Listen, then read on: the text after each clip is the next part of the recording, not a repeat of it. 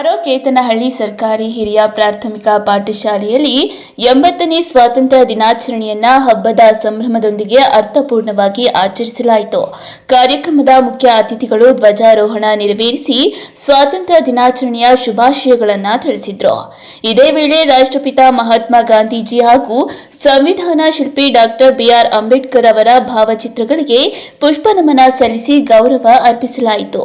ಶಾಲಾ ಮಕ್ಕಳಿಂದ ದೇಶಭಕ್ತಿ ಸಾರುವ ವಿವಿಧ ಸಾಂಸ್ಕೃತಿಕ ಹಾಗೂ ನೃತ್ಯ ಕಾರ್ಯಕ್ರಮಗಳು ಸಡಗರದಿಂದ ಜರುಗಿದ್ದು ವಿದ್ಯಾರ್ಥಿಗಳ ಪ್ರತಿಭೆಗೆ ಮೆಚ್ಚುಗೆ ವ್ಯಕ್ತವಾಯಿತು.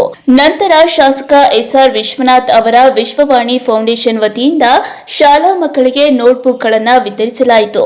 ಬಳಿಕ ಅನಿತಾ ನಾಗೇಶ್ ಅವರಿಂದ ಮಕ್ಕಳಿಗೆ ಸಿಹಿ ಹಂಚಿ ಸ್ವಾತಂತ್ರ್ಯ ದಿನಾಚರಣೆಯ ಸಂಭ್ರಮವನ್ನ ಹಂಚಿಕೊಳ್ಳಲಾಯಿತು.